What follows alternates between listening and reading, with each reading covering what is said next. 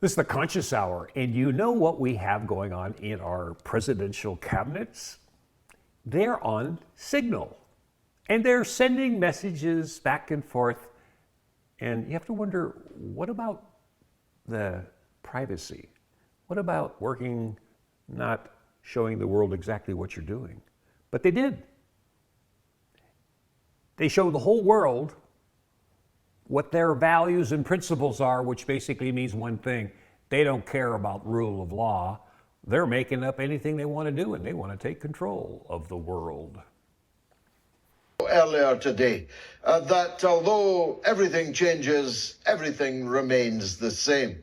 Meet the new boss just the same as the old boss, because the Signal group in question and the now all revealed Signal messages from luminaries like the Vice President of the United States, J.D. Vance, the Director of National Intelligence, Tulsi Gabbard, and the Defense Secretary, Pete Hegseth, are exactly the same exultant. Yo, bro, USA, we done it, guys.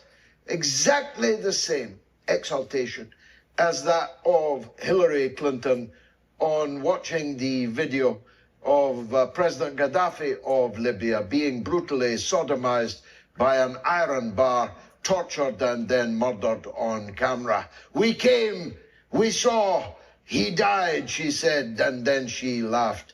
Oh, how she laughed, and what demonic laughter.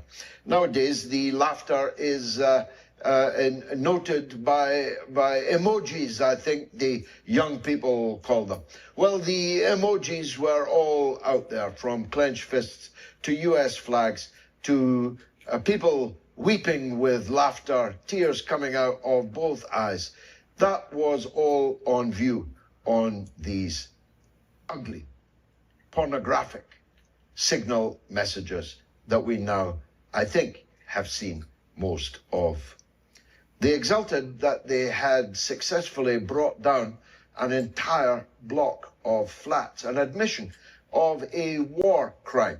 It is a war crime in breach of international law, in breach of the Geneva Conventions, to kill a large number of civilians in order to kill one targeted individual.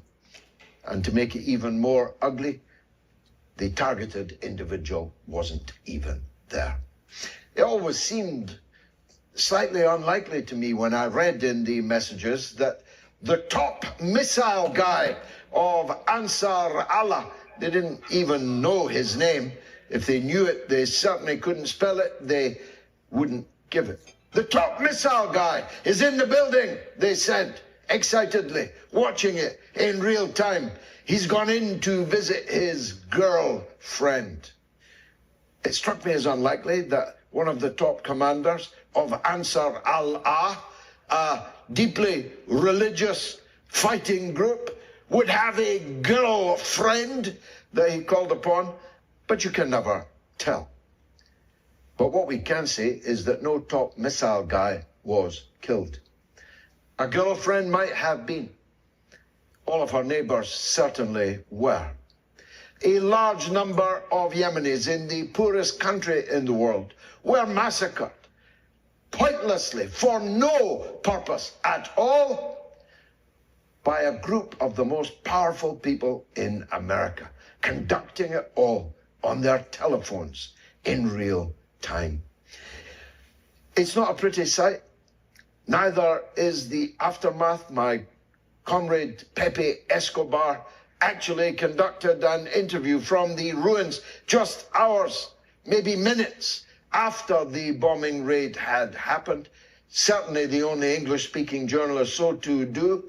That's why his report has been seen absolutely nowhere except on alternative media, because he demonstrated without any fear of contradiction that the building was a residential tower block and that it was destroyed by J.D. Vance, by Pete Hegseth, and by Tulsi Gabbard, Mike Waltz, and all the other creeps, freaks that were on that Signal group.